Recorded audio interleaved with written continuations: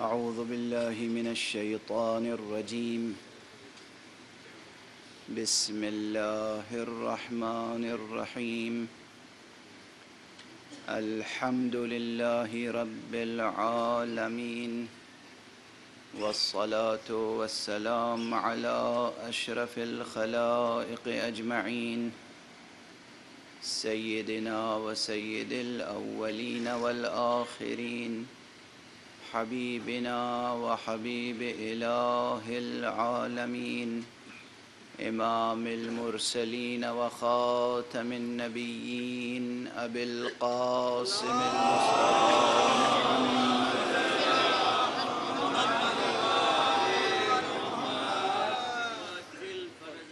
وعلى أهل بيته الطيبين الطاهرين الهداة المهديين المعصومين المظلومين، واللعنة الدائمة على أعداء الدين أجمعين.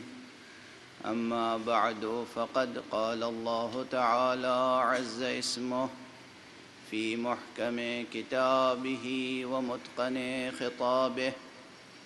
بسم الله الرحمن الرحيم. الله لا إله إلا هو الحي القيوم، لا تأخذه سنة ولا نوم، له ما في السماوات وما في الأرض. صدق الله العليم.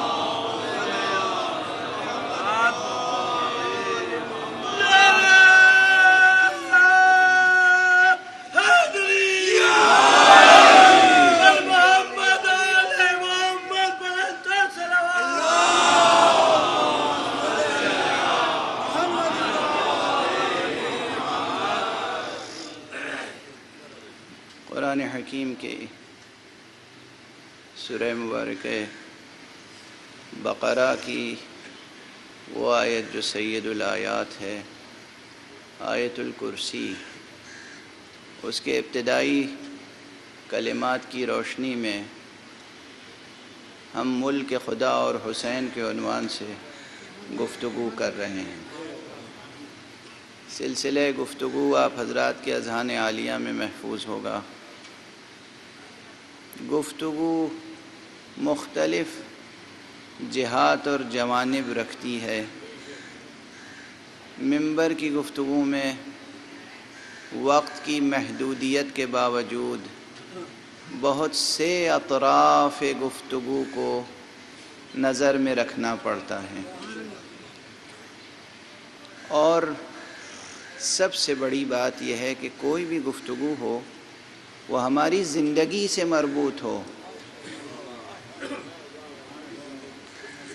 ہماری عملی زندگی سے، ہماری آج کی زندگی سے مربوط ہونا چاہیے۔ ایمانی حقائق کا ایسا بیان جو زندگی سے ربط نہ رکھتا ہو، منظور نظر الہی نہیں ہے۔ منظور نظر مشیت، منظور نظر الہی، منظور نظر شریعت یہ ہے کہ جو بھی ذکر الہی ہو وہ ہماری زندگی سے، عملی زندگی سے مربوط ہو۔ اور اسی لیے ذکر کے مراتب جو بیان کیے گئے ہیں، ذکر حق، ذکر اللہ، اس کے جو مراتب بیان کیے گئے ہیں وہ کیا مراتب ہیں؟ زبان سے ذکر سب سے ادنا مرتبہ ہے،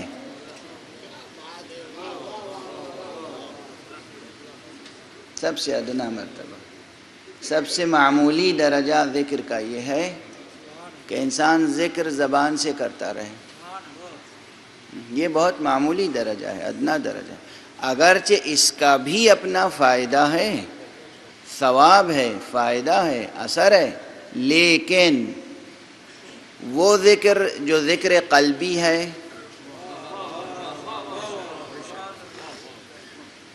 اور وہ ذکر جو ذکر لسانی ہے، دونوں میں زمین اور آسمان کا فرق ہے۔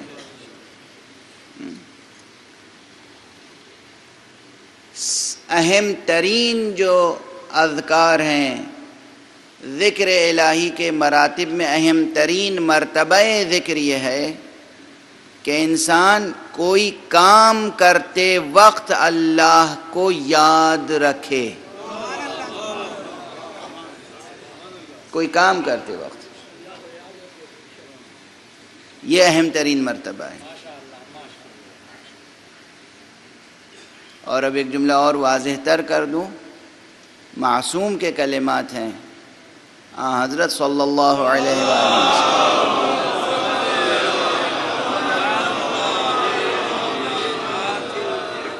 کے کلمات ہیں۔ اہم ترین مراتب ذکر کی طرف اشارہ فرماتے ہوئے آپ نے فرمایا کہ جس وقت انسان کے سامنے کوئی روک نہ ہو، کوئی رکاوٹ نہ ہو، اور اسے کوئی گناہ کرنے کا موقع نصیب ہو، حاصل ہو،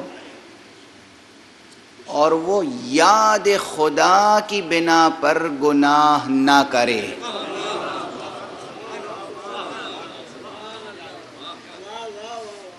زبان سے کچھ کہے یا نہ کہے یہ مسئلہ نہیں، دل میں ذہن میں یہ بات آ جائے خدا ہے، خدا دیکھ رہا ہے، خدا نے یہ کام کرنے کے لیے منع کیا ہے، یا خدا اس کام کو پسند نہیں کرتا، بس خدا پسند نہیں کرتا اس لیے ہم یہ کام نہیں کریں گے، یہ ترک کر دینا اس کام کا، یہ بلند ترین مراتب ذکر میں سے ہے۔ تو اس گفتگو کا خلاصہ کیا ہوا؟ اس گفتگو کا خلاصہ یہ ہوا کہ ذکر الہی بھی ہماری عملی زندگی سے مربوط ہونا چاہیے۔ جتنے ایمانی حقائق ہیں وہ ہماری زندگی سے مربوط ہونے چاہیے۔ اصول دین کے مباحث یہ صرف عقل علمی کی غذا بن کر نہ رہ جائیں، بلکہ عقل عملی کے رہنما بنیں اور عمل کا ثمرہ عطا کریں۔ توحید، نبوت، معاد، عادل، امامت، یہ سب مباحث کس لیے ہیں؟ ہم کس لیے مسلسل توحید کا بیان کرتے ہیں؟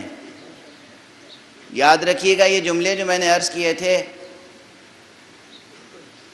عام طور پر یہ کہا جاتا ہے کہ توحید کا تقاضا یہ ہے کہ نماز پڑھیں، درست ہے، صحیح ہے یہ بات۔ توحید کا تقاضا یہ ہے کہ روزہ رکھیں، درست ہے، صحیح ہے یہ بات۔ توحید کا تقاضا یہ ہے کہ حج کو جائیں، درست ہے، بالکل صحیح ہے۔ لیکن توحید کا بڑا تقاضا یہ بھی ہے کہ سندھی اور غیر سندھی ایک دوسرے سے محبت کریں خدا کی خاطر۔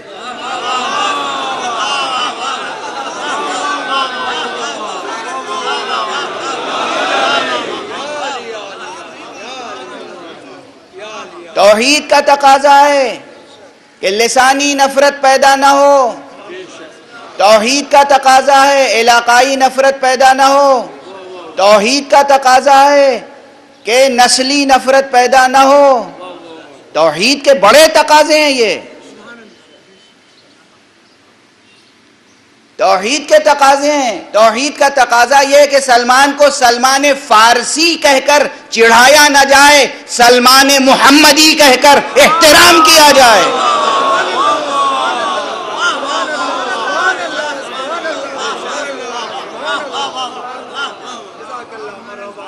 توحید کا تقاضا ہے، توحید کا تقاضا ہے کہ عرب اور عجم کا تعصب نہ برتا جائے۔ توحید کا تقاضا یہ ہے کہ اس کا نبی، اس کا رسول، اس کا پیغمبر، اس کا اس طرح احترام کیا جائے کہ اپنے ماں باپ سے زیادہ پیغمبر کا احترام کیا جائے، اپنے ماں باپ سے زیادہ اللہ کے رسول سے محبت کی جائے۔ توحید کا تقاضا ہے۔ توحید کا تقاضا یہ کہ پیغمبر جو فیصلہ کر دے اس کو تسلیم کر لیا جائے، توحید کا تقاضا یہ ہے کہ صرف زبان سے تسلیم نہ کیا جائے، دل سے تسلیم کیا جائے۔ توحید کا تقاضا یہ ہے کہ پیغمبر اگر کوئی حکم دے دے، کوئی فیصلہ کر دے، تو دل میں اس فیصلے کے خلاف کوئی خلش بھی پیدا نہ ہو۔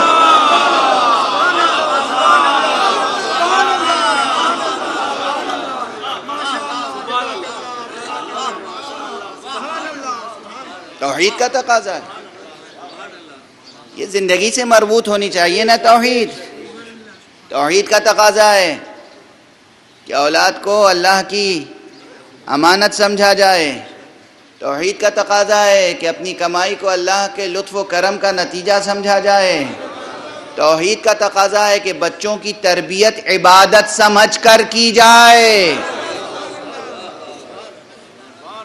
مجرد زندگی اختیار کر کے، راہبانہ زندگی اختیار کر کے، خانقاہوں میں بیٹھ کر یا غاروں میں بیٹھ کر یا پہاڑ کی چوٹیوں پر بیٹھ کر بیوی بچوں کے تعلقات سے الگ رہ کر یاد خدا کرنا معمولی یاد خدا ہے۔ بیوی بچوں کے درمیان رہ کر خدا کے احکام کے مطابق گھر کے لوگوں کی تربیت کرنا یہ بڑی ریاضت ہے۔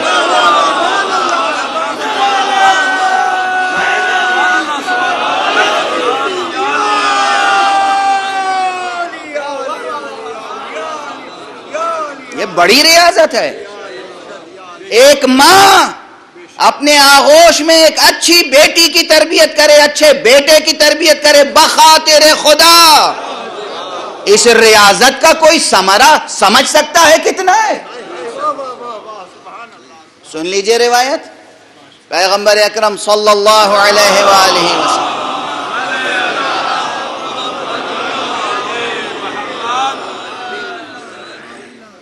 ایک مقام پر فرماتے ہیں عام طور پہ گھروں میں جھگڑے کیا ہوتے ہیں؟ مسلمانوں کی بات کر رہا ہوں، غیر مسلموں کی نہیں۔ اور مسلمانوں کی قسمیں کتنی ہیں وہ خود قرآن بتا دیتا ہے۔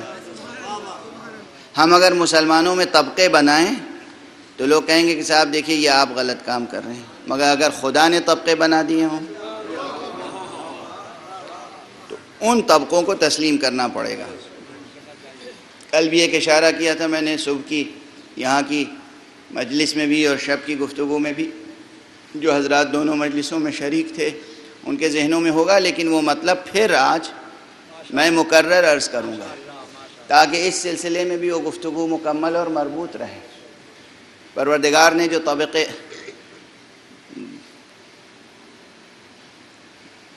بتائے ہیں اور بنائے ہیں ان کو نظر میں رکھنا چاہیے۔ بہرحال ہمارے ہاں اس طرح کے اختلافات ہو جاتے ہیں کہ بہو آئی اور پہلی اولاد بیٹی ہو گئی، اب قیامت ہے۔ نہ ساس کو اب وہ بہو اچھی لگ رہی ہے، نہ سسر کو، کبھی کبھی شوہر کو بھی اچھی نہیں لگتی، ایک مصیبت، بیٹی پیدا ہو گئی۔ یعنی کیا یہ بہو جو ہے یہ خالق ہے، مصور ہے؟ اس نے اپنے رحم میں اس بچے کو شکل و صورت دی، بیٹی بنا دیا۔ اعتراض کس پر ہے، بہو پر یا خدا پر؟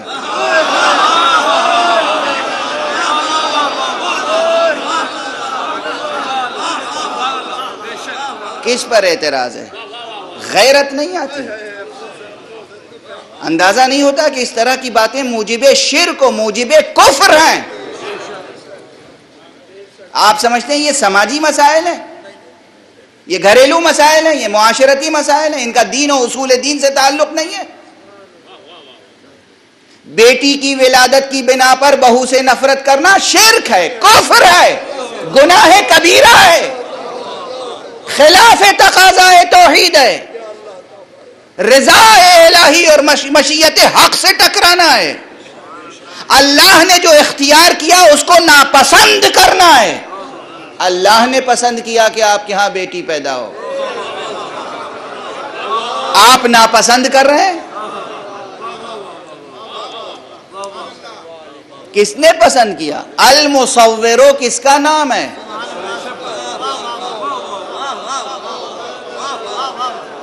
کون ہے جو رحم مادر میں آخری صورت عطا کرتا ہے مولود کو؟ حق سبحانہ و تعالی، وہ ہے مصور، دست قدرت کام کرتا ہے۔ اس نے پسند کیا، اس نے اختیار کیا کہ آپ کے یہاں بیٹی پیدا ہو۔ آپ ناپسند کر رہے ہیں، نفرت کر رہے ہیں، تو کس کی پسند کو ٹھکرا رہے ہیں؟ ایک طرف خدا کی پسند کو ٹھکرا رہے ہیں، دوسری طرف ایک خدا کی بندی، ایک کنیز خدا پہ ظلم کر رہے ہیں، ظلم کر رہے ہیں، اور پھر چاہتے ہیں زندگی میں رونق پیدا ہو۔ اب سمجھتے ہیں کہ گھروں میں نحوستیں کیوں برستی ہیں، معاشرے میں نحوستیں کیوں آتی ہیں، بے برکتی کیوں پیدا ہوتی ہے؟ یہ مسائل رہے ہیں، ہر دور میں رہے ہیں۔ اس لیے پیغمبر اکرم صلی اللہ علیہ وآلہ وسلم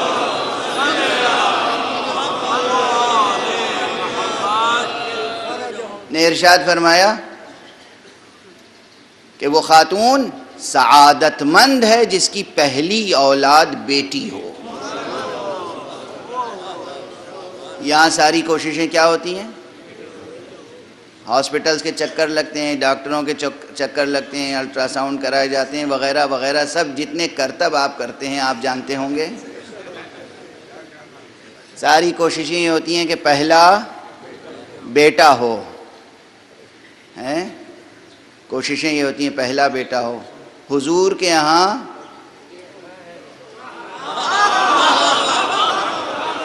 حضور کی نسل مبارک، حضور کی ذریت طیبہ کس سے چلی؟ بیٹی سے۔ اکثر دیکھا گیا ہے کسی گھر میں دو بھائی ہوں، کسی کا بیٹا ہو، کسی دوسرے بھائی کی بیٹی ہو۔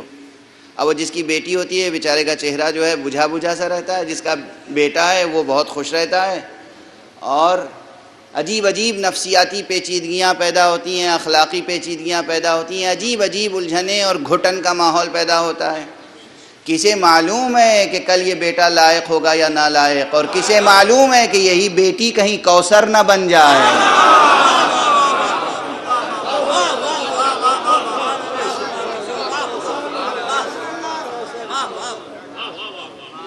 کسے معلوم؟ کسے معلوم ہے کہ بیٹی ہی آپ کے لیے سبب بقائے نسل بن جائے؟ تو ایک حدیث تو یہ ہے حضرت کی کہ سعادت مند ہے وہ بیٹی، سعادت مند ہے وہ خاتون جس کی پہلی اولاد بیٹی ہو۔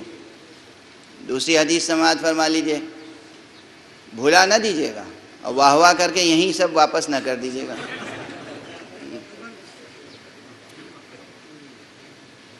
حضرت نے ایک مرتبہ فرمایا، یہ روایت مختلف طرق سے آئی ہے اور مختلف تعداد کا ذکر ہے۔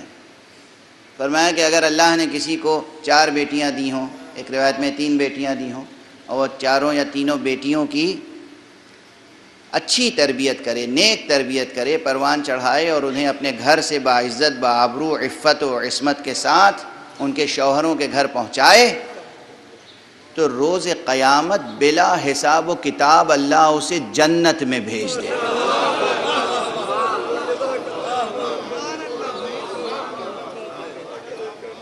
بلا حساب و کتاب اللہ اسے بہشت عطا فرمائے گا۔ کس کا اعلان ہے؟ کس کا وعدہ ہے؟ کس کا وعدہ ہے؟ اسی کا وعدہ جس نے خود جنت کے ہونے کی خبر دی، ورنہ ہمیں معلوم کیا تھا کہ جنت بھی کوئی شے ہے؟ خدا کے ہونے کی خبر جس نے دی، جنت کے ہونے کی خبر جس نے دی، جہنم کے ہونے کی خبر جس نے دی، جس نے جنت کی راہیں دکھائیں، وہ وعدہ کر رہا ہے اگر کسی کے پاس 3 بیٹیاں یا 4 بیٹیاں ہوں اور وہ اچھی تربیت کر کے انہیں پاک دامنی کے ساتھ، عصمت و عفت کے ساتھ، علم و ادب کے ساتھ، دین و دیانت کے ساتھ، تہذیب و ثقافت کے ساتھ انہیں تربیت کر کے اور ان کے شوہروں تک پہنچا دے، گھر سے شوہر کے گھر تک پہنچائے، یہ اتنی بڑی عبادت و ریاضت ہے کہ بلا حساب و کتاب بہشت میں خدا بھیج دے گا۔ آپ سمجھے، آپ خانقاہ میں اگر میں بیٹھا رہوں، اپنی بات کر رہا ہوں کسی اور کی نہیں، خانقاہ میں بیٹھا رہا ہوں، نہ شادی کیا نہ بیاہ کیا، اور نچھاور کے پیسے اور نظر کے پیسے اور جناب والا کیا کیا کہتے ہیں اسے، نذرانے چلے آ رہے ہیں، چڑھاوے چلے آ رہے ہیں، اور بغیر محنت کے روٹی مل رہی ہے، پیسہ پسینہ بہانے کی کوئی ضرورت ہی نہیں محسوس ہوتی، امت ہے، اور جناب والا پیر عقیل الغروی صاحب کا، ابے اپنے ہی کو کہہ رہا ہوں، آپ کیوں میرے سامنے ہی ہنس کے میرا مذاق اڑا رہے ہیں؟ تھوڑا تو لحاظ کیجئے، روزی روٹی چل رہی ہے اور خوب تعیش کے ساتھ، تعیش کے ساتھ، عیش و عشرت کے ساتھ، یہ پیر عقیل الغروی صاحب کا کتنا حساب ہوگا آپ کو اندازہ نہیں ہے، لیکن وہ شخص جو محنت کر رہا ہے، مزدوری کر رہا ہے، اٹھتے بیٹھتے جسم میں درد ہو رہا ہے، پاؤں میں زخم ہے، ہاتھ میں زخم ہے، چھالے پڑ رہے ہیں، گھٹے پڑ رہے ہیں، اور پھر گھر آتا ہے اور بیوی کی ڈانٹ بھی سنتا ہے، اور پھر بیوی کی تسلی خاطر اور تشفی خاطر کے لیے بیوی کو بھی خوش کرتا ہے، بچوں کی نگہداری کرتا ہے، تربیت کرتا ہے، کبھی بچوں کا قہر سنتا ہے، کبھی بچوں پہ قہر کرتا ہے، پھر قہر کرنے کے نتیجے میں پھر اپنے آپ پہ قہر کرتا ہے، آئے بلا وجہ ہم نے بچوں پہ غصہ کیا، بچوں کا کیا قصور تھا، اپنی تھکن ہم نے بچوں پہ اتار دی۔ یہ جو ریاضت ہے، یہ جو مصائب سے گزرنا ہے، یہ اولاد کی تربیت کی ریاضت، یہ عبادت، یہ محنت، یہ ابتلاء، یہ آزمائش، اس کا اجر و ثواب اتنا ہے، اگر ہر مرحلے پر اللہ کا لحاظ رکھا گیا ہے تو اس کا اجر و ثواب اتنا ہے کہ بے حساب و کتاب۔ بہشت، جب حضور نے یہ فرمایا تو ایک صاحب نے تعجب کیا، یا رسول اللہ، بے حساب و کتاب بہشت، صرف بچیوں کی تربیت؟ آپ کو معلوم ہے بچیوں کی تربیت کیا آسان ہے؟ اور جب انہوں نے تعجب کیا، کہا 3 نہیں 2 بچیوں کی تربیت بھی کوئی کرے تو بے حساب و کتاب جنت میں جائے گا۔ کہا یا رسول اللہ، کہا 1 بیٹی کی تربیت بھی اگر کوئی کرے تو بے حساب و کتاب جنت میں جائے گا۔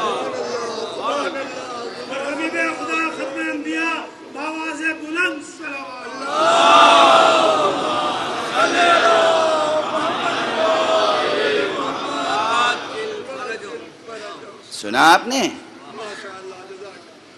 سنا آپ نے؟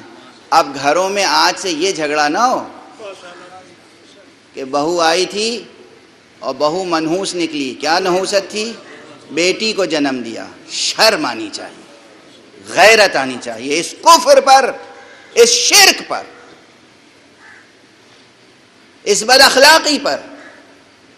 خدا کو کیا منہ دکھائیں گے؟ نمازوں کا غرور ہے، نمازیں آپ کے منہ پہ مار دی جائیں گی۔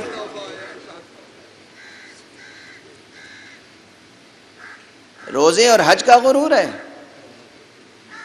اللہ کا ہر حکم اور ہر فیصلہ قبول کیا جائے۔ بیٹی دے تو بیٹا دے دو، خدا کی امانت ہے، اور جو اس نے پیسہ دیا ہے وہ اس پہ خرچ کیا جائے اللہ کا حکم سمجھ کر، تربیت کی جائے اللہ کا حکم سمجھ کر، اور پھر امید رکھی جائے تو اللہ سے۔ یہ سب کیا ہے؟ تقاضائے توحید، خدا کی بندگی کے تقاضے ہیں۔ آپ کی زندگی میں کوئی چیز پرائیویٹ نہیں ہے، سب اللہ کی ہے۔ آپ بھی اللہ کے، آپ کی بیوی بھی اللہ کی، آپ کے بچے بھی اللہ کے، اور آپ کے درمیان جو ریلیشنز ہیں وہ سب اللہ کے بتائے ہوئے ہیں، اللہ کے مطابق ہونے چاہیے۔ کوئی چیز آپ کی اپنی پرائیویٹ نہیں ہے، سب اللہ کی ہے۔ للہ ما فی السماوات و ما فی الارض، سب کچھ اللہ کا ہے۔ جو چیز آنکھوں سے نظر آتی ہے، زمین آسمان، یہ ٹھوس مادی چیزیں، یہ مجسم چیزیں، یہ سب اللہ کی ہیں، اور جو چیزیں مجسم نہیں ہیں، آنکھوں سے نظر نہیں آتی، وہ بھی اللہ کی ہیں۔ کوئی چیز کسی غیر حق کی نہیں ہے۔ اتنی بات سمجھ میں آ گئی؟ اتر گئی دل میں؟ کوئی پریشانی تو نہیں ہے؟ جب آپ کی کوئی پرائیویٹ لائف نہیں ہے، جو کچھ ہے اللہ کا ہے، تو مسلمان کس منہ سے کہتا ہے کہ رسول اللہ کی 2 زندگیاں تھی، ایک بحیثیت نبی، ایک ان کی پرائیویٹ لائف تھی؟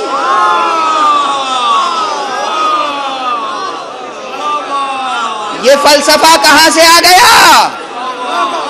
نماز سکھاتے تھے تو پیغمبر رسول کی حیثیت سے سکھاتے تھے، نوازوں سے پیار کرتے تھے تو وہ ذاتی مسئلہ تھا۔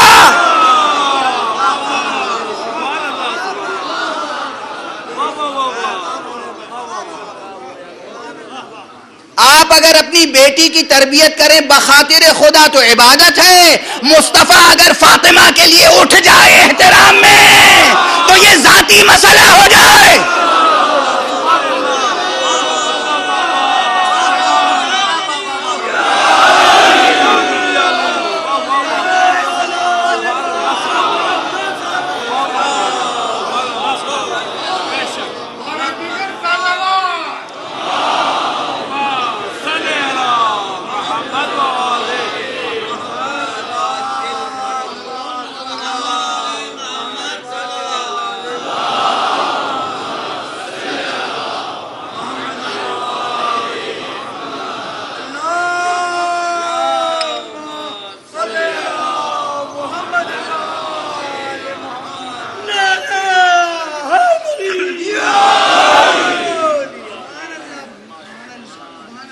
ایک اور صلوات پڑھ دیجئے۔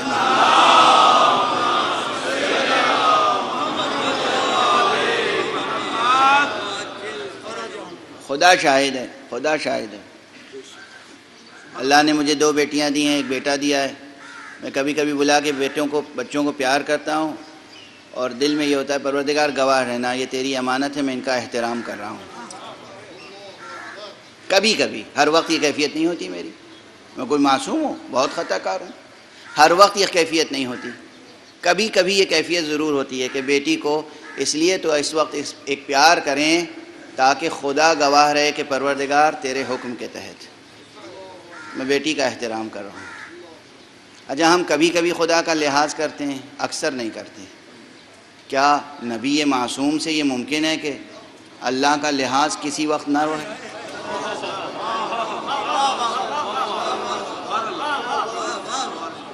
ممکن ہے، پاسبل ہے۔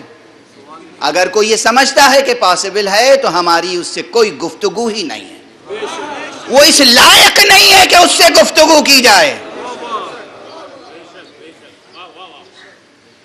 وہ محمد عربی، وہ رسول خاتم، وہ نبی اعظم جس نے تقوی کا سب سے بڑا سبق دیا، جس نے بتایا کہ ہر لمحہ ہر نفس اللہ کا لحاظ رکھا کیسے جاتا ہے۔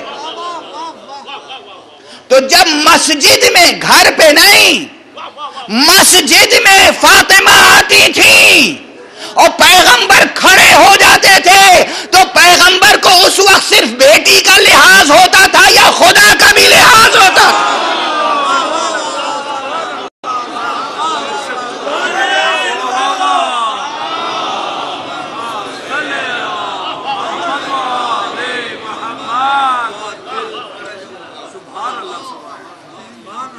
سنیں، لوگ کہتے ہیں کہ یہ لوگ فاطمہ زہرا کی فضیلت بیان کرتے ہیں تو غلو کرتے ہیں، دیوانے ہو جاتے ہیں، مجنون ہو جاتے ہیں، شرک کرتے ہیں، الوہیت کے درجے تک فاطمہ کو پہنچا دیتے ہیں۔ ان کے ہاں ایک بعض لوگ مسلمانوں میں پیدا ہو گئے، کسی کا احترام نہ کیجیے، احترام میں کھڑے نہ ہو، یہ شرک ہو جائے گا۔ ہاں، اگر پریزیڈنٹ بش صاحب آ جائیں تو رکوع بھی کر لیجیے، شرک نہیں ہوگا۔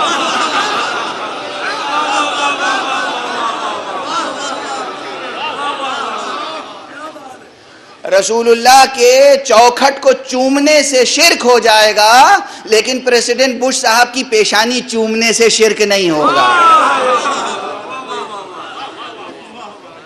ایک مکتب ہے، آپ دیکھتے ہیں، جانتے ہیں، پہچانتے ہیں نا۔ بعض لوگ ایسے جانے پہچانے ہوتے ہیں کہ نام لینے کی ضرورت ہی نہیں ہوتی۔ استاد ہے کوئی، ایک شاگرد ہے، شاگرد کھڑا ہو گیا استاد کے احترام میں، شرک ہے. کوئی بزرگ ہے، عالم دین ہے، یا کسی بھی فیلڈ کا عالم، سائنٹسٹ ہے، ایک جج ہے، ایک وزیر ہے، ایک کبیر ہے. اکرموا کریم کل قوم، ہر گروہ ہر قوم کے کریم و شریف و صاحب عزت شخص کی عزت کرو، تکریم کرو. حضور نے سکھایا یہ اخلاق. اب اگر احترام میں کھڑے ہوں،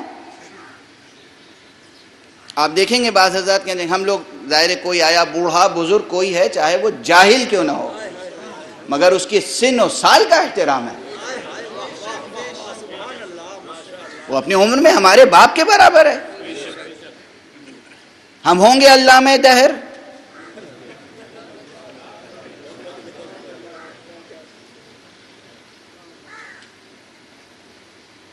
ہمارے اوپر لازم ہے کہ ہم اس کا احترام کریں. حضور کا ارشاد ہے من لم یعقر کبیرنا لیس منا، جو ہمارے درمیان ہمارے بڑے بوڑھوں بزرگوں کا وقار قائم نہ رکھے، ان کا احترام نہ کرے، وہ ہم میں سے نہیں آئے. سنا جوانوں، یہ پیغام سنا کس کا ہے؟ پیغمبر عربی، پیغمبر ہاشمی، پیغمبر مکی، پیغمبر مدنی، پیغمبر قرآنی، خاتم النبیین محمد مصطفیٰ صلی اللہ علیہ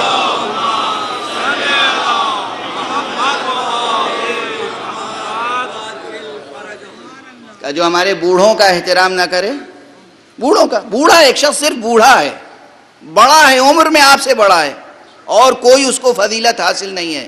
اتنی فضیلت حاصل ہے کہ اس دنیا میں آپ سے پہلے آیا ہے. اچھا وہ آیا ہے یا اسے بھیجا گیا ہے؟ خود سے آ گیا ہے. خدا ہے وہ، خود سے آ گیا ہے.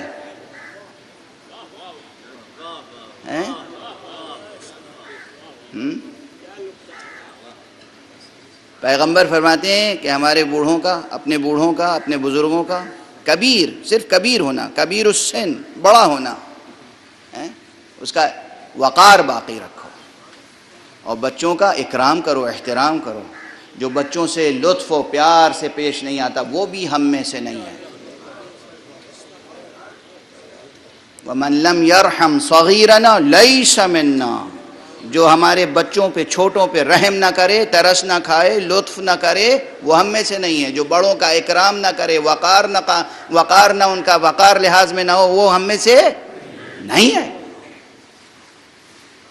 تو اگر ہم کسی بڑے کے لیے اٹھ رہے ہیں احترام میں، تو یہ کیا ہے؟ توحید کا تقاضا ہے، تہذیب نبوت ہے، نبی کی سکھائی ہوئی تہذیب ہے. تو جس نے ہمیں یہ بتایا کہ بچوں کو پیار کرو خدا کی خاطر، بڑوں کا احترام کرو خدا کی خاطر، وہ کہیں اور نہیں، مسجد میں. جب مسجد میں بی بی فاطمہ زہرا سلام اللہ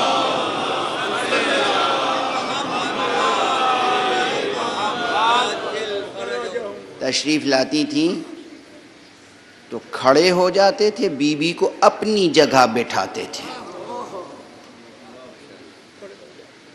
خدا کی قسم، اللہ اکبر. اسے ایک عمل پیغمبر کی تشریح و تفسیر لفظوں میں ہو نہیں سکتی.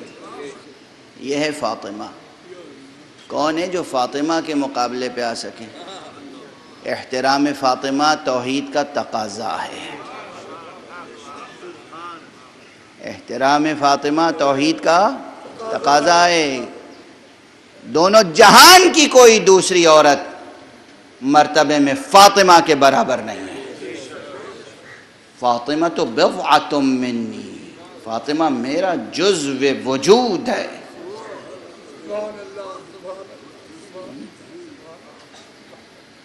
میرا جز ہے. بہرحال یہ سب مثالیں ہیں. مثال میں کیا دے رہا تھا کہ آپ کی زندگی میں کوئی چیز پرائیویٹ نہیں ہے، کوئی چیز پرائیویٹ نہیں، کوئی چیز پرائیویٹ نہیں ہے، آپ کی نہیں ہے. اب سمجھیے کہ میں جسے کہتا ہوں ملک خدا، وہ کیسے ڈسکور ہوگا.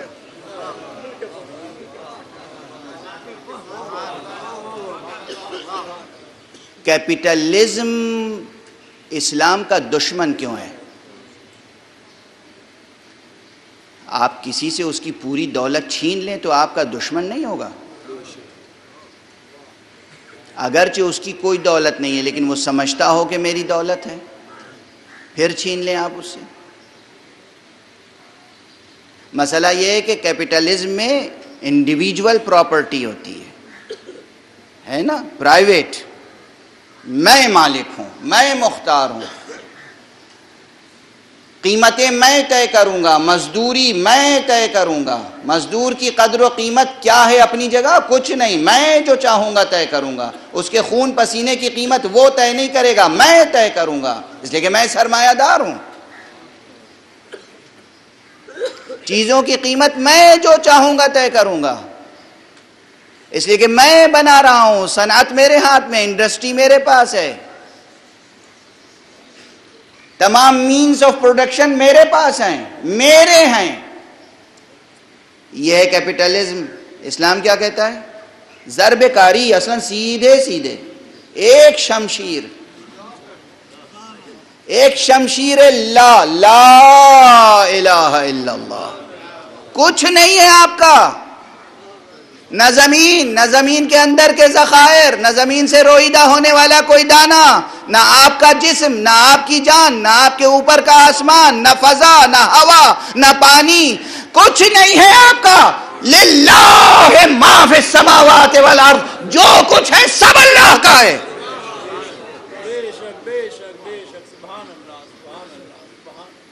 یہ ملک نواز شریف صاحب کا ہے؟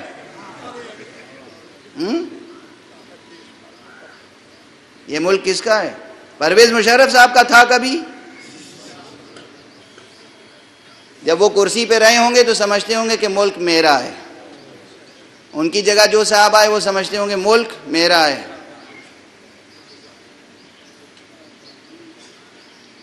بھارت کیا نریندر مودی صاحب کا ہے؟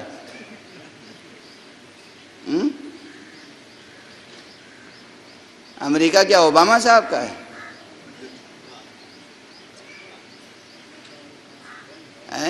اور کیا مثالیں دوں؟ کسی زمانے میں جب 5ویں 6ٹھی درجے کا طالب علم تھا تو دنیا کی تمام کنٹریز کے کیپٹل اور ان کے پرائم منسٹر اور پریزیڈنٹ سب کے نام نو کے زبان تھے، یاد رہا کرتے تھے. اب یاد رکھنے کی کوشش کرتا ہوں تب بھی یاد نہیں ہوتے ہیں، بالکل یاد نہیں ہوتے ہیں. نکال دیں ذہنوں سے یہ خناس.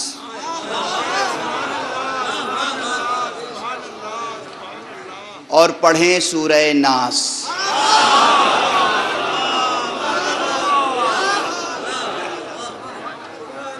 پڑھیں سورہ ناس، پناہ لیں اس رب کی جسے جس کے بھی ظلم و ستم سے بچنا ہو وہ پناہ لے رب کی. قل اعوذ برب الناس. اس کے بعد کیا ہے؟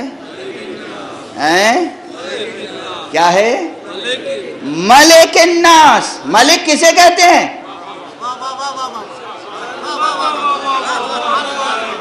ملک خدا کی بحث ہے نا. قل اعوذ برب الناس. اس کے بعد ملک الناس، جو تمام لوگوں کا بادشاہ ہے، سب کا بادشاہ وہ ہے. ملک خدا کو درک کیجئے، دریافت کیجئے، ڈسکور کیجئے، ریئلائز کیجئے، ریکوگنائز کیجئے، رجسٹر کیجئے اپنے ذہنوں میں، اپنے ضمیروں میں. اور بیعت کیجئے تو حق کی بیعت کیجئے. شہری بننے کی کوشش کیجئے تو ملک خدا کے شہری بننے کی کوشش.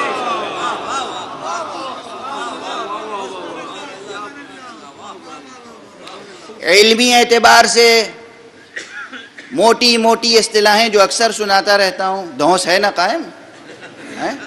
نہیں قائم ہے. آپ ہنس رہے ہیں. بعض لوگ یہی سمجھتے ہیں کہ میں موٹے موٹے الفاظ استعمال کرتا ہوں تاکہ میری دھونس قائم رہے. کیا سوء ظن ہے خدا کی قسم. اسلام کہتا ہے کہ بنیاد ہونی چاہیے زندگی کی حسن ظن پر. یہ حسن ظن سے مراد توزو والا ظن ہے. حسن ظن پر، حسن ظن پر، اچھے خیالات پر زندگی کی بنیاد ہونی چاہیے. میں جب کبھی کوئی موٹی اصطلاح، کوئی ٹرمینالوجی، کوئی نظریہ کچھ پیش کرتا ہوں تاکہ جو مجلس میں موجود طالب علم ہیں ان کی طالب علمانہ رگ بھی پھڑکنے لگے، جستجو بیدار ہو. لیکن پھر میں اور باتیں بھی تو کہتا ہوں. تو بہرحال اگر علمی اصطلاحوں میں گفتگو ہو تو ملک خدا کی گفتگو بڑی پرہیبت ہوگی، ہے بھی پرہیبت، سمجھ میں نہیں آئے گی، مشکل ہو جائے گی، ادق ہو جائے گی. مگر ملک خدا کی گفتگو اگر سمجھنا چاہیں تو ایک انسان مومن اپنی فطرت کی زبان میں اگر سمجھنا چاہے، جو کچھ آپ دیکھ رہے ہیں سب ملک خدا ہے.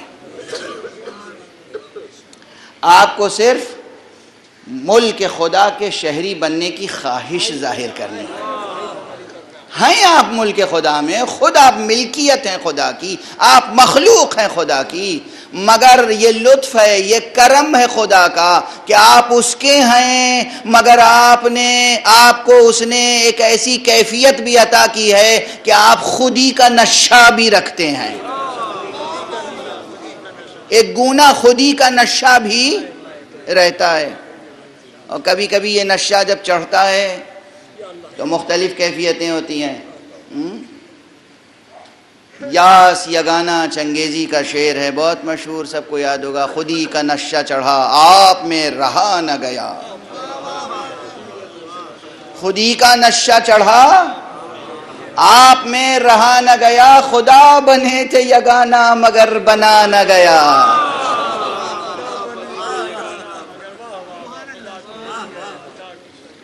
اچھا کون ہے ہم میں سے جو فرعون نہیں بننا چاہتا ہے؟ سچ بتائیے گا. تکلف برطرف، حجاب نہ رکھیے، اپنائیت سے بات کیجیے، دل کی بات کیجیے. کون ہے جو فرعون نہیں بننا چاہتا؟ ہر شخص کے اندر ایک فرعون پوشیدہ ہے، اور جہاں فرعونیت کے اظہار کا موقع ملتا ہے چوکتا بھی نہیں ہے کوئی. زد پہ بیوی آ جائے، بچہ آ جائے، دوست آ جائے، مزدور آ جائے، کسی ملک کی رعایا آ جائے، چوکتا کوئی نہیں ہے. ہر شخص کے اندر ایک فرعون پوشیدہ ہے، ہر شخص کے اندر ایک ابلیس پوشیدہ ہے. ریاضت یہی ہے کہ اس فرعون کو غرق دریائے نیل کرنے میں کون کامیاب ہوتا ہے. سنو، اللہ نے تمہیں پیدا کیا ہے خدائی کرنے کے لیے، مگر خدائی کا تقاضا کیا ہے کہ فرعون کو غرق نیل کر کے دکھاؤ. تمہارے اندر جو فرعون ہے، تمہارے اندر جو ابلیس ہے، اسے رجیم کر کے دکھاؤ اور خود کو ملک خدا کا شہری بناؤ. بہت تفصیلات ہیں، مگر آپ سبحان اللہ کرتے ہیں. آپ کو کیا معلوم کہ ایک ایک جملہ کہنے میں میری کتنی جان نکل جاتی ہے. طاقت صرف ہوتی ہے. اور ممکن نہیں ہوتا ہے کہ جب میرے جذبات انوالو ہو جائیں، چاہے فضائل ہوں یا مصائب ہوں یا علمی مطالب ہوں، تو پھر میرا لب و لہجہ بھی میرے اختیار میں نہیں رہتا ہے، میرے اختیار میں نہیں رہتا ہے. تو بہرحال جتنی توفیق ہوتی ہے اور سکت ہوتی ہے آپ تک مطالب گزارش کرنے کی کوشش کرتا ہوں. ایک صلوات پڑھ دیجیے.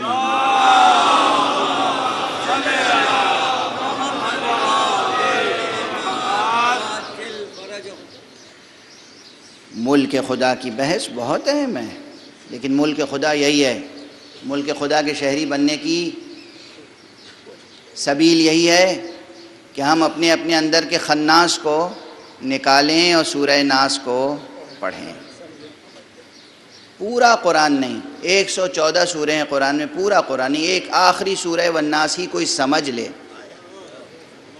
دل سے قبول کر لے، اس ذات حق کو اپنا رب سمجھے، اسی کو اپنا ملک و مالک سمجھے، اسی کو اپنا معبود سمجھے، مشکل حل، کوئی مشکل ہی نہیں ہے، اسی کی بارگاہ میں پناہ لے لے۔ ملک خدا میں آ گیا، توجہ ہے، اس ملک خدا میں، سب ملک خدا میں ہیں مگر سب غفلت میں ہیں۔ اس ملک خدا میں جو لوگ واقعاً خدا کی بات کرتے رہتے ہیں، اللہ کے بھیجے ہوئے نبی، رسول، اوصیاء، اولیاء، وہ اللہ کے ملک کے اچھے اور بہترین شہری ہیں اور اللہ کی طرف سے معین کردہ عہدیدار ہیں، صاحبان منصب ہیں، صاحبان منصب ہیں، اور جس کا ملک ہوتا ہے وہی تو منصب عطا کرتا ہے۔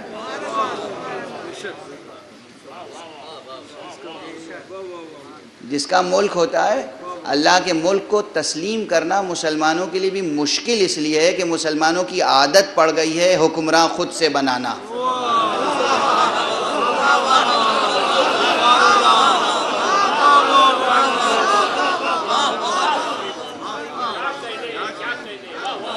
آئے تو صحیح کوئی ہم سے بات کرے شرک اور کفر کی، خدا کا ملک اور خلیفہ بنائیں گے ہم،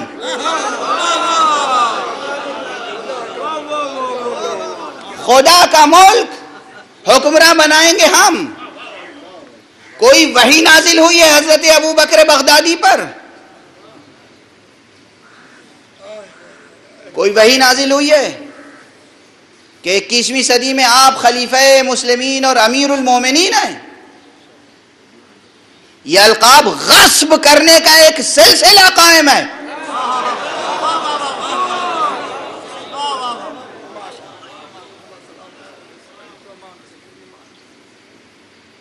یہ چیز کیا سیاسی گفتگو ہے؟ یہ توحید سے جڑی ہوئی نہیں ہے۔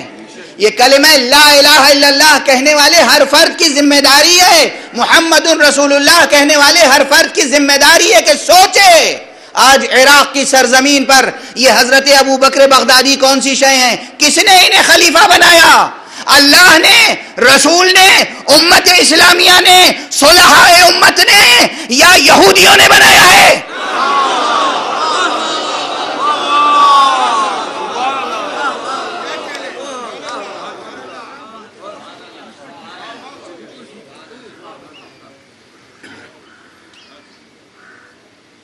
یہ مسائل ممبر سے نہ چھیڑے جائیں، سیاسی مسائل ہیں یہ۔ اسلام کو مسخ کرنے کی ایک تدبیر ہے، یہ وہ تدبیر ہے کہ مسلمانوں کے بچے اسلام سے نفرت کرنے لگیں۔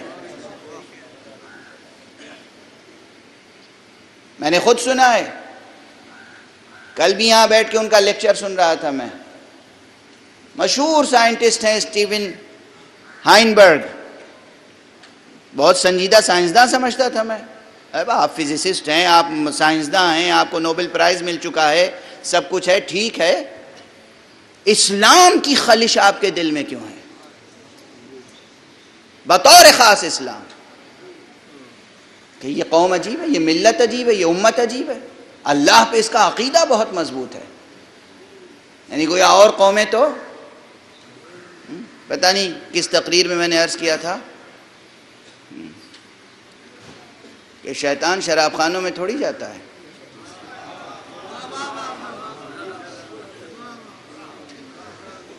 یقین جانیے شیطان سے بڑا زاہد کوئی شخص نہیں ہے اس معاملے میں، نہ پیتا ہے نہ شراب خانے میں جاتا ہے، گناہ کے مراکز پہ نہیں جاتا، بیٹھا ہوا ہے کہاں؟ وہ اس نے اپنی جگہ کہاں بنائی ہے؟ صراط مستقیم پر۔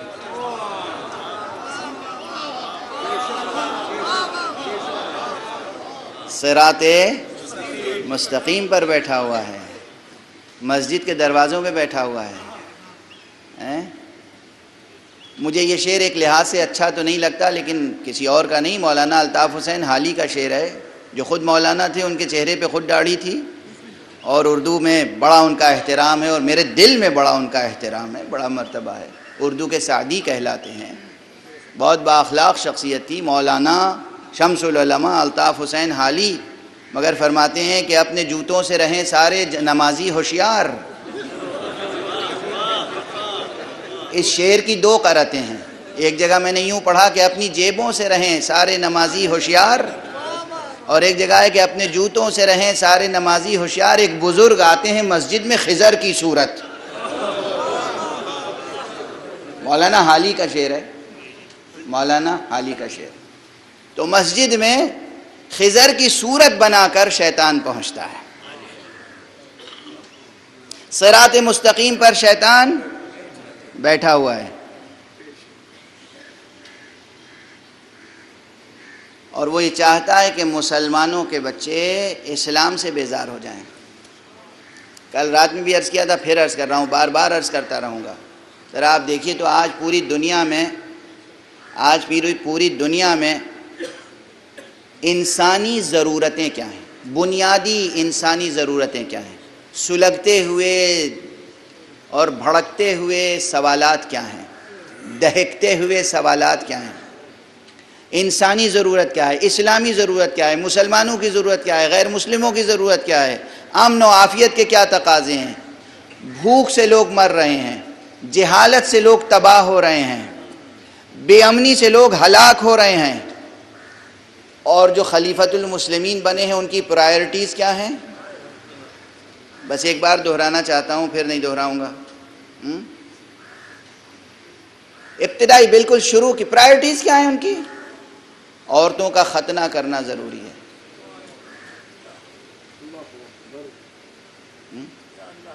جیسے اسلام میں سب سے بڑا واجب رکاکت ذہن و پستی طبیعت کی کوئی انتہا ہوتی ہے۔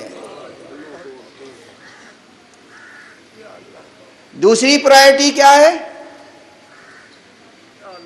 اللہ کے نبیوں کے مزارات کو اڑا دو، اصحاب کی قبروں کو کھود دو، قبروں سے لاشیں نکالو، ان کے ساتھ بے حرمتی کرو، کلمہ گویوں کو ذبح کرو کلمہ پڑھ پڑھ کر، تاکہ جب اللہ اکبر کہہ کر آپ کسی کو ذبح کریں گے تو اس کی اولاد لفظ اللہ اکبر سے بھی نفرت کرنے لگے گی۔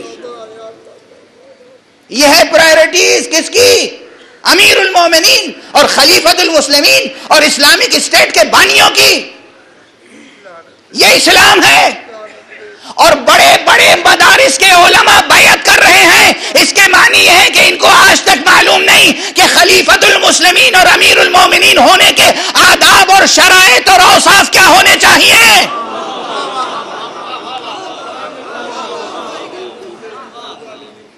اس لیے ہمیں حق پہنچتا ہے کہ ہم ممبر سے توحید کے ساتھ ساتھ امامت کی بحث کرتے رہے، غدیر پڑھتے رہے، کربلا پڑھتے رہے، یاد دلاتے رہے کہ اللہ نے اور اللہ کے رسول نے انسانوں کی حکمرانی کا معیار کیا قائم کیا ہے۔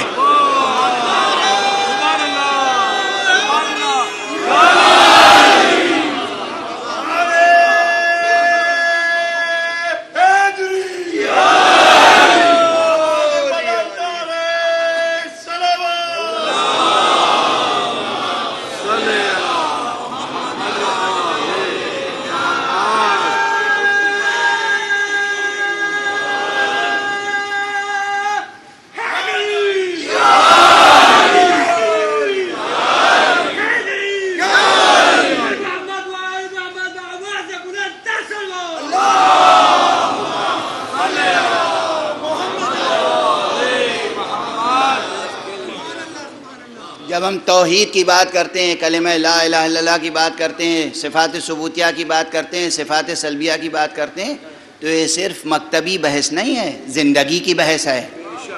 اور جب ہم غدیر کی بات کرتے ہیں تو صرف یہ عقیدے اور عقیدت کی بحث نہیں ہے، زندگی کی بحث ہے،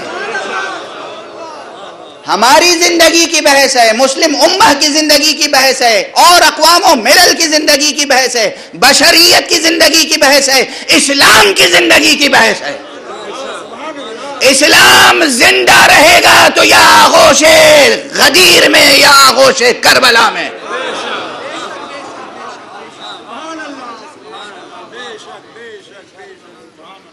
دو چیزیں ہم نہیں بھولتے نا، ہمیں اس کا تانا دیا جاتا ہے، یہ دیوانے ہیں۔ مجھے شعر یاد آتا ہے مرحوم و مغفور، اکثر پڑھ دیتا ہوں یہ شعر، جناب وفا ملک پوری کا۔ وہ فرما گئے ہیں کہ شبیر کے دیوانوں کو سمجھائے نہ دنیا۔ سنو دیوانوں سنو، شبیر کے دیوانوں کو سمجھائے نہ دنیا، یہ خوب سمجھ بوجھ کے دیوانے ہوئے ہیں۔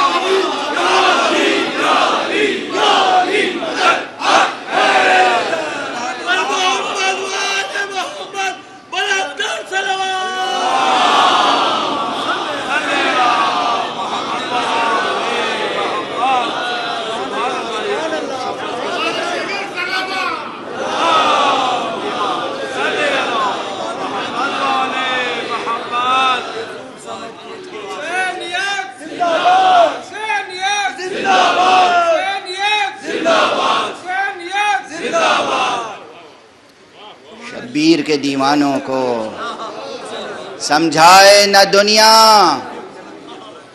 یہ خوب سمجھ بوجھ کے دیوانے ہوئے۔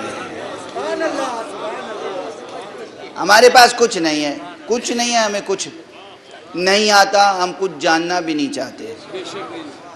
دو چیزیں کافی ہیں ہمارے لیے، غدیر و کربلا، یہ ثقلین کافی ہے۔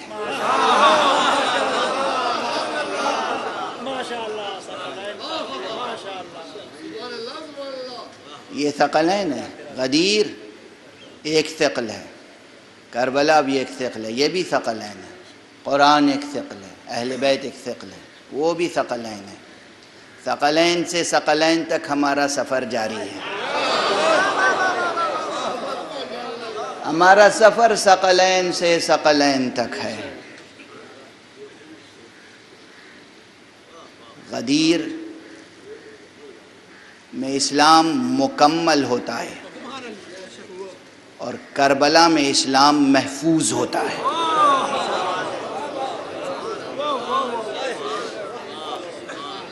غدیر میں اسلام کامل ہوتا ہے اور کربلا میں اسلام آ کر محفوظ ہوتا ہے، پناہ گزین ہوتا ہے۔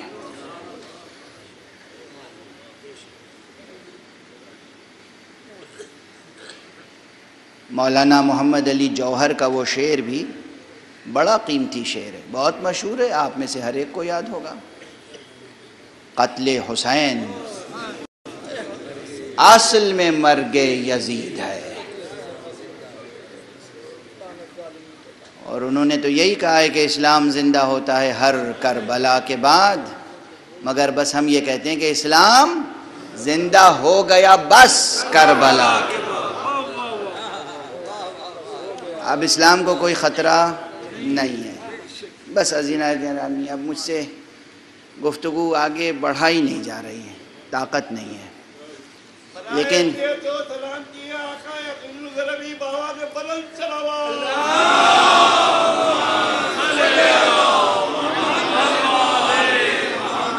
آج میں نے صرف یہ عرض کرنے کی کوشش کی ہے کہ یہ سب ہماری زندگی سے مربوط مسئلے ہیں۔ حقیقی زندگی، واقعی زندگی، جیتی جاگتی زندگی، معاشرتی اور سماجی زندگی، یہ سیاسی اور اقتصادی زندگی، اس دنیا کی زندگی اور اس دنیا کی زندگی، دونوں سے مربوط ہیں یہ بحثیں۔ یہ صرف عقیدے اور عقیدت کی بحث نہیں ہے کہ ہم امامت پر بحث کرتے رہتے ہیں، علی کے فضائل پڑھتے رہتے ہیں، حسین کے مصائب پڑھتے رہتے ہیں، یوں ہی اسلام کی زندگی کا مسئلہ ہے۔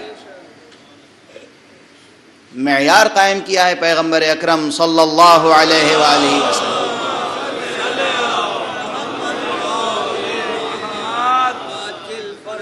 میں تو کہتا ہوں عزادارو، اس سال ہرگز ہرگز ہرگز 40ویں کے روز 20 صفر کو یا 8 ربیع الاول کو الوداع یا حسین کا نوحہ نہ پڑھنا. ہم حسین کو کبھی الوداع نہیں کر سکتے. حسین کو ساتھ رکھو اور غدیر اور کربلا کا اتنا تذکرہ کرو کہ پھر کسی ابو بکر کے سر اٹھانے کی ہمت نہ پڑے.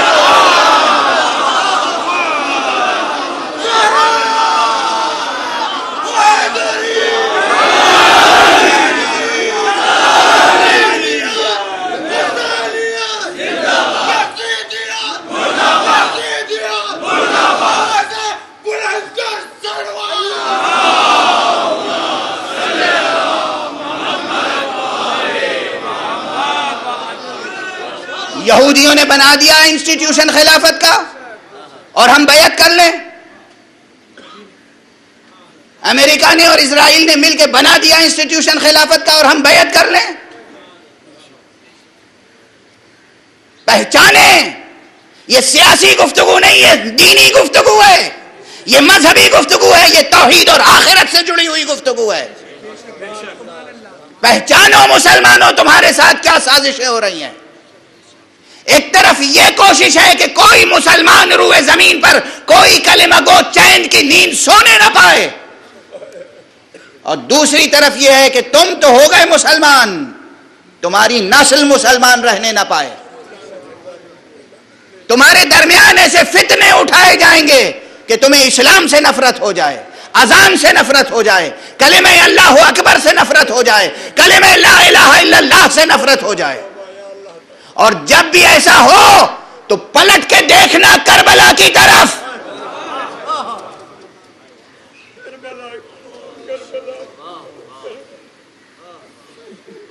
مدد لو کربلا سے.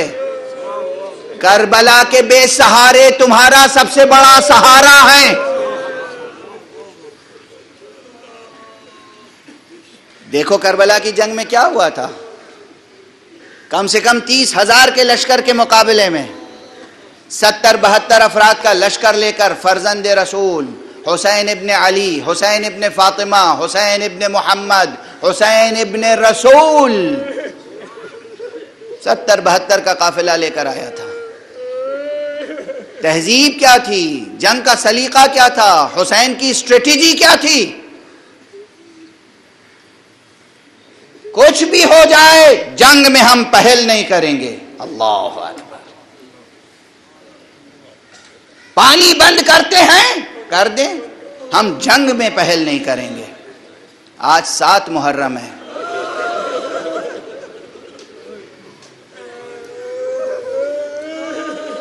سال بھر آپ انتظار کرتے ہیں کہ محرم آئے گا تو آقا کا ماتم کریں گے. محرم آتا ہے اور چلا جاتا ہے. کس تیزی سے چلا گیا، کس تیزی سے چلا گیا.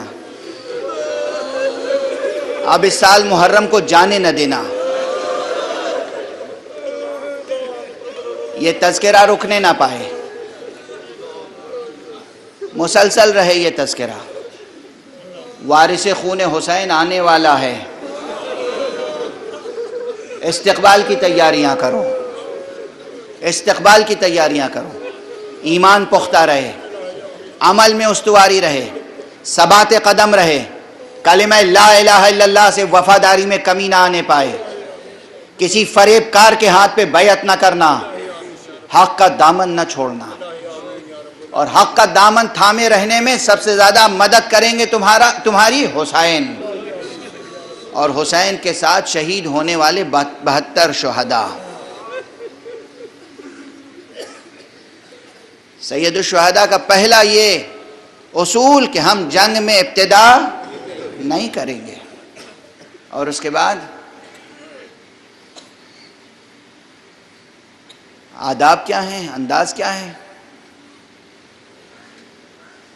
جب 9 محرم کو حملہ کرنے کی کوشش کی گئی تو ایک شب کی مہلت لی.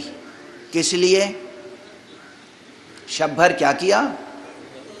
تلاوت کلام خدا، نماز، ذکر، دعا. اور جب صبح عاشور نمودار ہوئی تو سرکار سید الشہداء کے لشکر میں قافلے میں ایک مؤذن بھی تھا.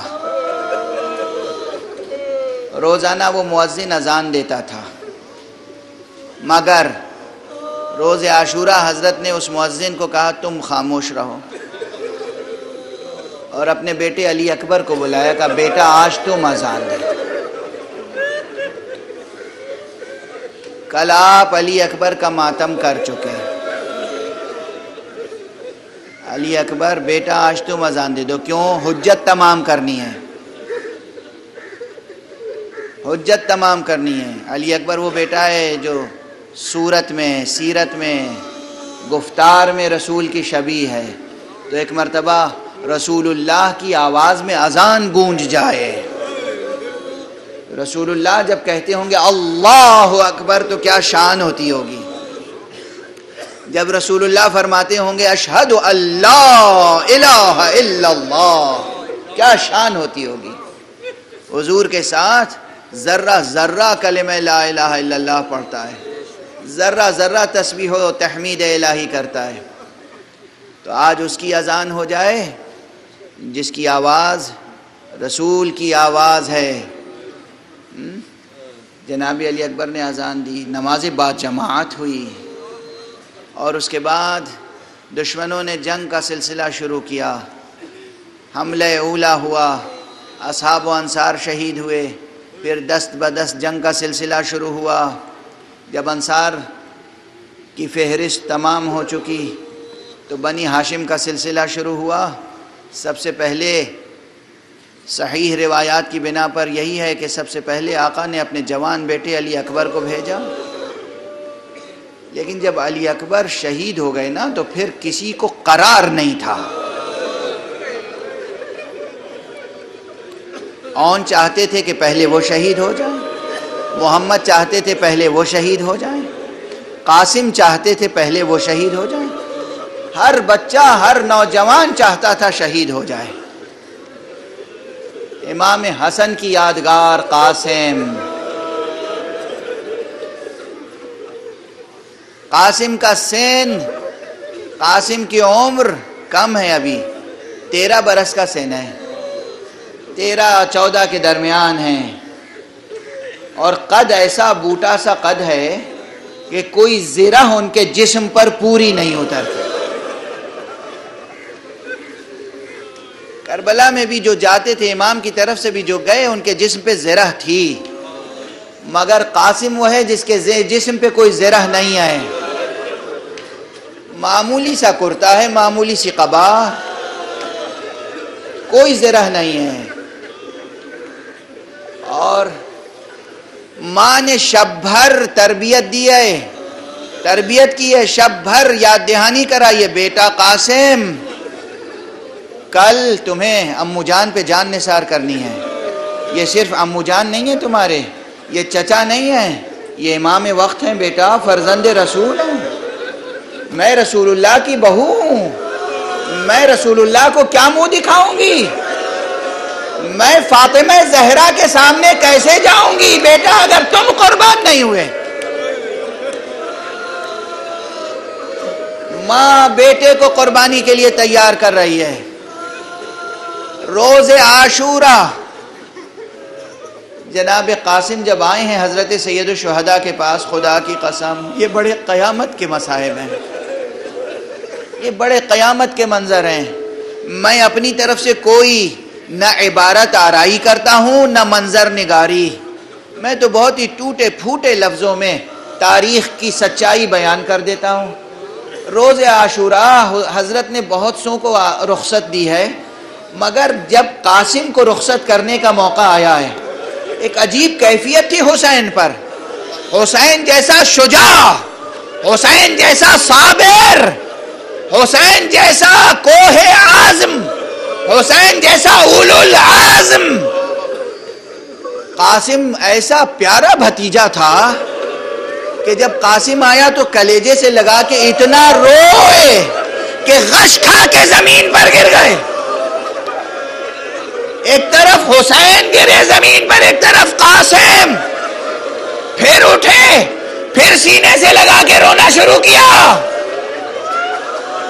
کسی صورت سے اجازت دینے کا دل نہیں چاہتا. قاسم ہیں کہ بضد ہیں. اور ایک مرتبہ جب قاسم نے دیکھا کہ امو اجازت نہیں دے رہے ہیں، ایک گوشے میں جا کر بیٹھے، محموم ہیں، مغموم ہیں، رنجور ہیں، متفکر ہیں، سوچ رہے ہیں کیا تدبیر اختیار کی جائے. یاد آیا بابا نے بازو پہ کوئی تعویذ باندھا. کہا تھا بیٹا، ماں نے بار بار سمجھایا ہے کہ بابا یہ تعویذ باندھ کے گئے ہیں اور کہہ گئے جب کوئی سخت وقت آئے تو یہ تعویذ کھول کے پڑھ لینا. ماں نے یہ تلقین کر دیا ہے کہ یہ بابا نے جو تعویذ باندھا یہ تعویذ کسی سخت موقع پر کھول کے پڑھ لینا. قاسم نے تعویذ کھولا. اس میں خلاصہ مضمون یہ تھا کہ میرے بھائی حسین، کربلا میں جب تم تنہا ہوگے میں نہیں ہوں گا، میری طرف سے یہ میرا بیٹا نذرانے میں قبول کر لینا.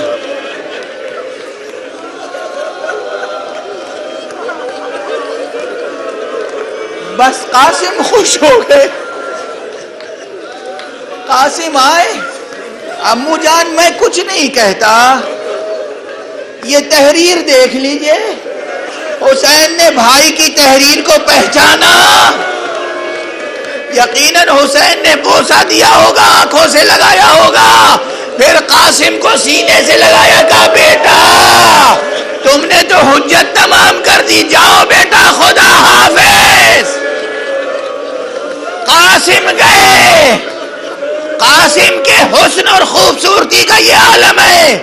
دشمنوں نے کہا جب حسن کا لال آیا ہے ایسا لگتا تھا جیسے چاند کا کوئی ٹکڑا سامنے آ گیا. اجرکم علی اللہ، اجرکم علی اللہ. قاسم کے لال نے جنگ کی، جہاد کیا، بڑا یادگار جہاد، بے زرہ، چھوٹے سے قد کے ساتھ، چھوٹی سی تلوار کے ساتھ، اور بڑے بڑے پہلوانوں کو تحت کیا، نامی گرامی سورما قتل کیے. لیکن کب تک قتل کرتے؟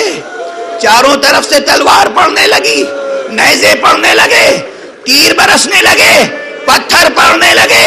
حسن کا لال ڈگمگایا گھوڑے پر اور اس کے بعد زمین پر آیا اور آواز دی امو جان میرا آخری سلام. حسین تیزی کے ساتھ پہنچے، بے نظیر سرعت کے ساتھ. جب حسین پہنچے تو دیکھا کوئی شقی چاہتا ہے قاسم کا سر جدا کر دے.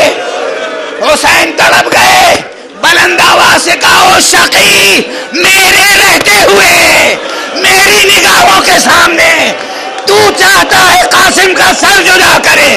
حسین نے حملہ کیا. وہ شقی جب فرار کرتا ہوا دور گیا، ادھر کی فوجیں ادھر، ادھر کی فوجیں ادھر، ہلچل ہوئی. قاسم زندہ پامال ہو گئے. قاسم کہتے جاتے تھے چچا جان پسلیاں ٹوٹی جاتی ہیں، سینہ چور ہوا جاتا